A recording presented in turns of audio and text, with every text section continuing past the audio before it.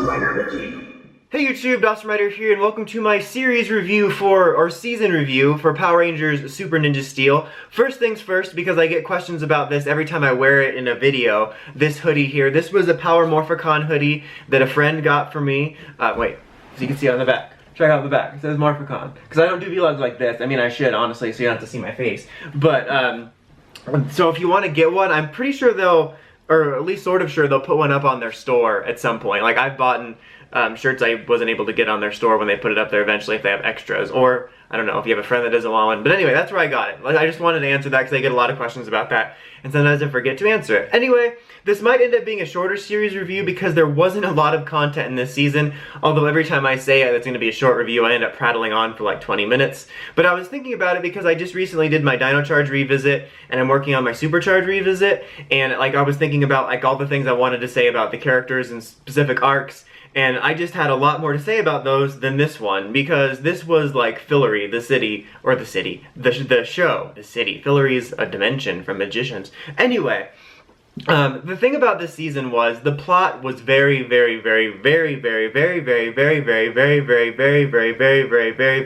minimal. I'm sorry, I just couldn't stop because I was like, how many varies could I really say? You know, there was a lot of people that only came in for the key episodes, and that ended up being like 3 or 4, and honestly, you're not missing much. I mean, you started off with the setup of like, we got to get the gang back together because, kind of like Dino Charge, we separated everybody again, and then they're invigorated now by Super Ninja Steel, which was basically just explained by, you know, it traveling through space and it hit the Warrior Dome. It was foreshadowed a little bit at the end of last season, which was at least kind of neat, but I always felt that if you're gonna give the season a new title, you have to give me a reason why they're gonna be calling themselves Super. I thought Super Mega Force was better at it because we had new suits, and Super Samurai had like a whole arc about the black box. But with this one in Dino Charge, it just felt so like whatever, and it was just another part of the Ninja Steel Nexus mythology that was just there, and it felt just kind of tacked on, and just a reason for them to call themselves now Power Rangers Super Ninja Steel. And then you had Sledge introduced there at the beginning to get it and then drop off this character at the ship, and then he never appeared until the Christmas special. And then after the setup of the gang's back together, we got a new Master Mode, we got Super Steel, so we can say the word Super a lot, not Ultra.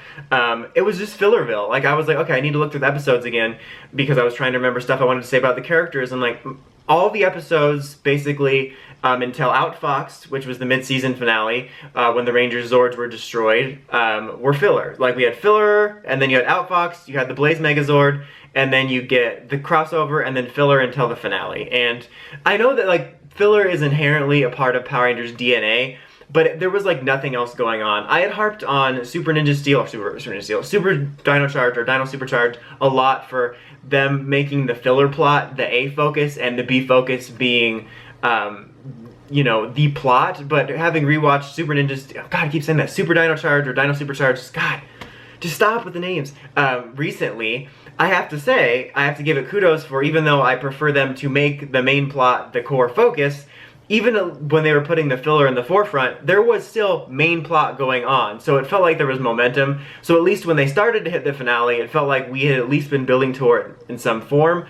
But other than there just being a general conflict of there's an evil and then the Rangers have to fight it, there was really no like major plot thread. Like, you know, we had Odious taking over, but we didn't find out her motivations till the very end. The only other like sort of distinctive plot was like the Galactic Warriors, or the Galactic Ninjas, and that was so underutilized. I remember talking about that a lot in the early part of the season, where we've done arcs like this before in Power Rangers or Sentai, where you have a specific group of enemies, and it kind of becomes this mini arc. And it doesn't even mean that there's like every episode's not filler, but like even during the filler, there's this clear specific conflict. And other than Madame Odious acknowledging that these were like a special set of enemies, the Rangers only acknowledged it twice. Once when they're like, huh, they have the same names, and then when they destroyed them all. That was it. I think that could have been played up more to be a nice little mini arc.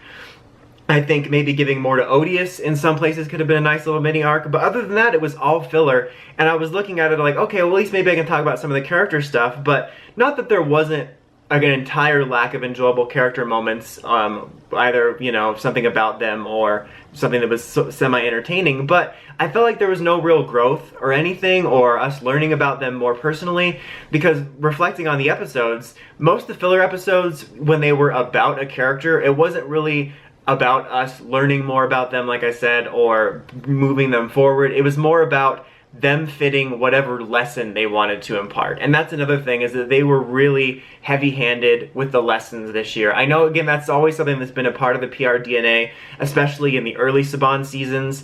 And it's not like I'm necessarily on the whole like opposed to that, but I think that there's ways you can incorporate lessons, which I see even in regular shows, that make it feel like it's naturally a part of the DNA of the story you're telling, and not a, you know, a force-fed message where it practically feels like they're turning to the camera and telling you what they want you to learn. And I feel like they could integrate that better and make it so that that's not every episode. Like, it was really exhausting how much nothing happened. And then, of course, we always get the international spoilers, so we knew that there was nothing in the show to look forward to, really. Made it really hard to figure out what I wanted to talk about plot-wise, because there was so little. With Ninja Steel, I think Ninja Steel was a little bit better, and I enjoyed it a little bit more in certain ways, because there was a little bit more going on.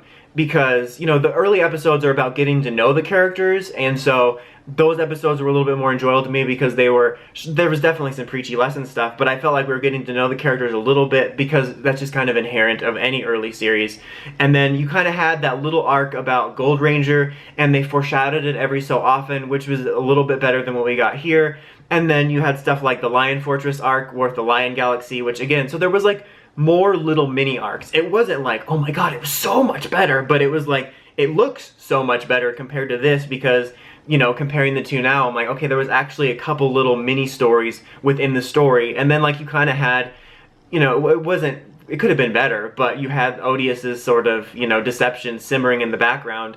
And it's kind of a shame that after she took over in this season, she more or less just took over Galvanax's role. And, you know, her end goal was different, because she was using this brainwashing thing, and Galvanax was more about Galaxy Warriors. But that was never fully differentiated.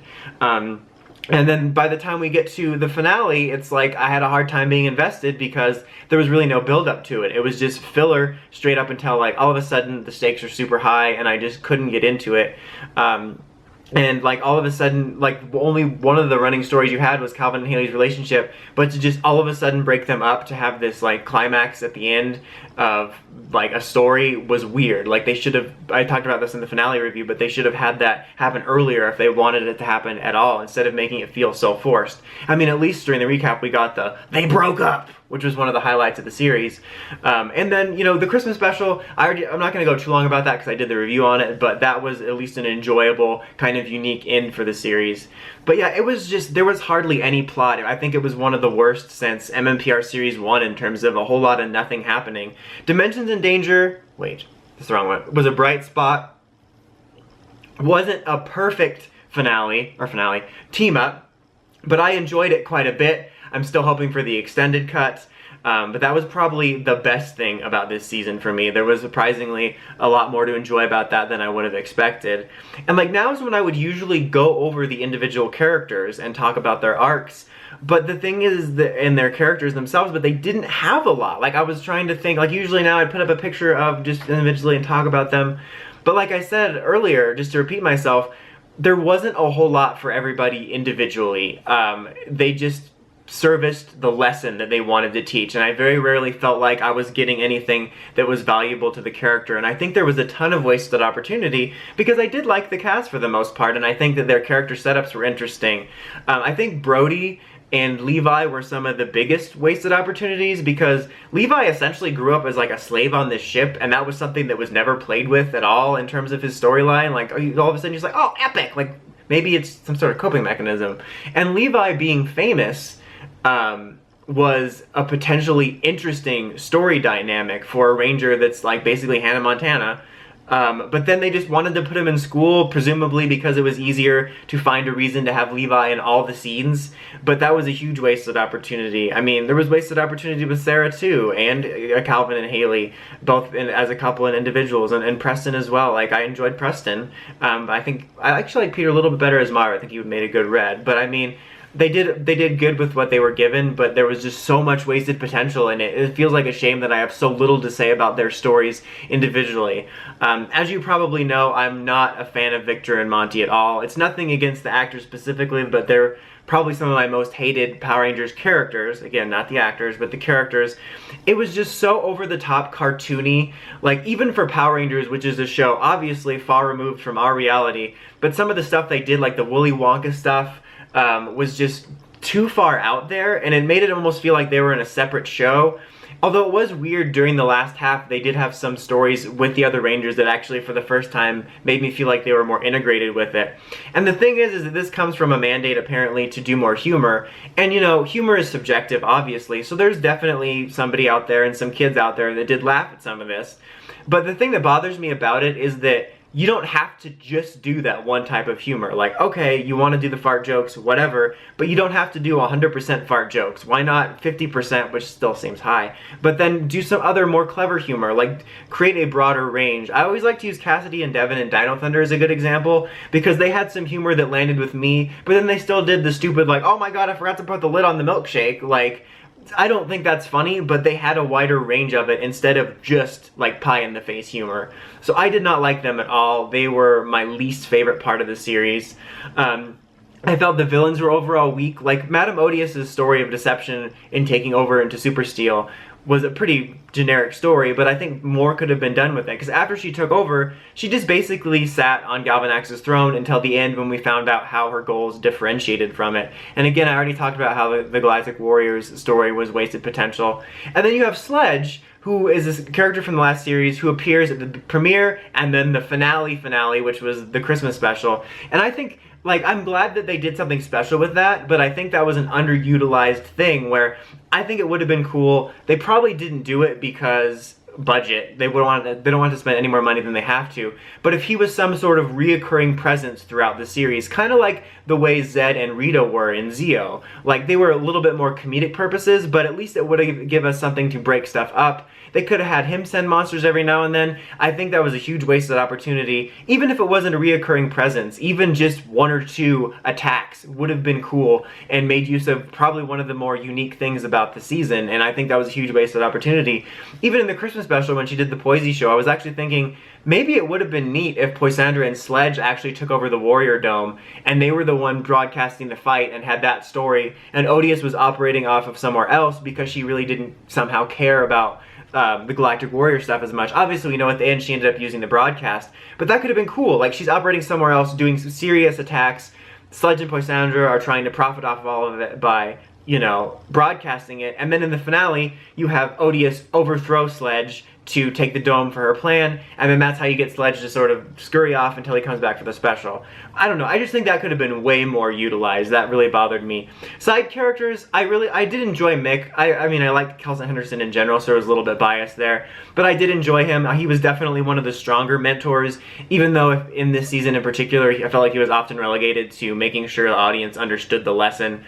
Redbot was the most useless son of a bot just ever. And the thing is I don't dislike Redbot in general. Like, I kind of dug him at the very beginning of the series in Ninja Steel proper, but he was so underutilized. There could have been so much more for him in general, and making him not transform into Red Zord in some form was a huge missed opportunity. I think it would have been cool if there was an individual robot character for all of the little auxiliaries if they weren't annoying. I think that could have been a cool bit for original characters, maybe for original toys. I don't know.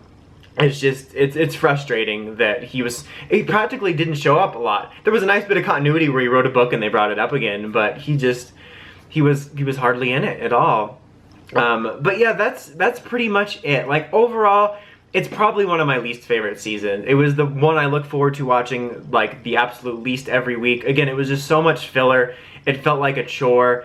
Ninja Steel wasn't the best, but it definitely felt like a step down from that, and it wasn't the greatest. I mean, I'm definitely hoping we improve more going into Beast Morphers into the future, that they achieve more of a balance. Overall, I'd probably give this series a 5. It's just, again, like I said, I know that filler is a part of the DNA of the show, but they need to do a better balance between plot, and filler and making the lessons not so force-fed and trusting kids to be a bit smarter and just do overall better with it. Because the thing I think that's most frustrating to me about Ninja Steel, Super Ninja Steel, is that I actually liked a lot of the concepts. There was some potential interesting stuff with the Prism, with the Galaxy Warriors setup, with the villains, with the characters, the premise that they set up for them, but they never utilized any of them. They basically just set them up, and the entire plot of the season amounted to the series description, and that's unfortunate, and hopefully we get to do better in the future. But anyway, that's about it for this one. Until next time, don't forget to like, comment, subscribe, and of course don't forget to climb the steps and ring that bell to get the notifications for all my videos. Until next time, Dawson Ryder, signing out.